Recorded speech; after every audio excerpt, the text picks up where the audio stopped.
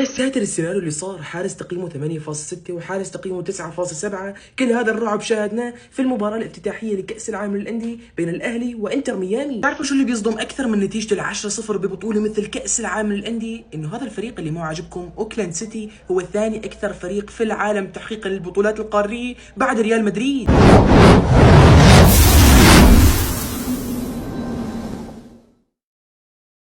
هي لكأس العالم للأندية بين الأهلي وإنتر ميامي. اللي بيصدمك أكثر شيء في هذه المباراة إنه من بين أسماء كثير ثقيلة موجودة مثل ميسي وسواريز وبوسكيت، ومن الأهلي زيزو وتريزيجيه، بالأخير اللي أخذ جائزة رجل المباراة حارس عمره 38 سنة، أصلا كان معتزل في عام 2021 ورجع للعب بعد ب3 سنوات في عام 2024. وأنا عم بتكلم عن الحارس الأرجنتيني أوسكار أوستاري اللي شال إنتر ميامي، وللأسف بنسبة كبيرة أنا حاسس إنه حرم الأهلي من التأهل للدور القادم في كأس العالم للأندية. الاهلي حرفيا كان قادر يفوز بال4-5، ولكن أوستاري عمل 8 تصديات، 5 من داخل منطقة الجزاء، بالاضافة انه تصدى لركلة جزاء تريزيجيه. معلومة انتر ميامي تعاقد مع هذا الحارس بتوصية من ميسي لانه صديقه من عام 2005. هي مباراة حراس حرفيا، انه محمد الشناوي حارس الاهلي انقذ فريقه من خسارة محققة بالشوط الثاني ب5 تصديات، 3 من داخل منطقة الجزاء، كل تصدي اقوى من الثاني. ورغم انها مباراة حراس الا انه ظهر فيها ميسي، يعني عمره 38 سنة، مفروض الفريق هو اللي يساعده، ولكن هو بفريق اشباح. فميسي كان هو الوسط وهو الجناح وهو المهاجم، ضرب العارضة مرتين وصنع أكثر من فرصة. إصابة إمام عاشور أثرت في نادي الأهلي، أيضا الجانب البدني أثر في نادي الأهلي، فمن بداية الشوط الثاني الفريق انهار. أكثر شيء لفتني في المباراة، رغم أن المباراة في أمريكا وإنتر ميامي بيمتلك ميسي، إلا أنه جمهور الأهلي كان هو الأكثر ما شاء الله الشعبية. للأسف الأهلي فرط بأسهل فوز بالمجموعة، بورتو وبالميراس أفضل بمراحل من إنتر ميامي.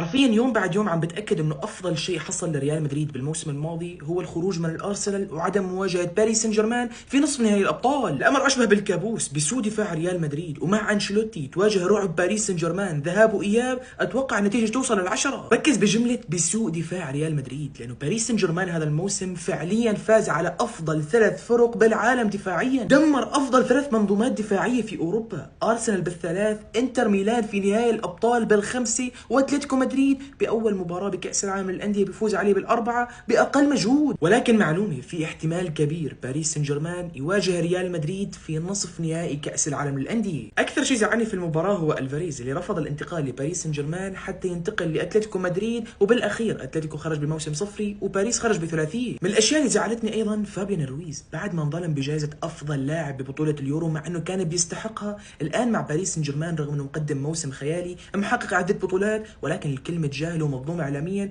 مع انه واحد من افضل لاعبي خط الوسط بالعالم. ورجل المباراه ورجل كل مباراه فيتينها قدم مستوى عالمي كالعاده وسجل هدف، والمفروض والمنطق انه دخل في سباق الفوز على الكره الذهبيه وبيستحقها. يعني فوق ما انه باريس سان جيرمان بيمتلكوا مدرب عبقري مثل انريكي، هم ايضا بيمتلكوا سكواد هو الاكثر تكامل تقريبا في العالم، يعني فايزين بالاربعه على اتلتيكو من دون مهاجمهم الافضل ديمبلي. حسب الاوبتا للاحصائيات ومعهم حق بصراحه، باريس سان جيرمان هو المرشح الافضل للفوز بكاس العالم للانديه.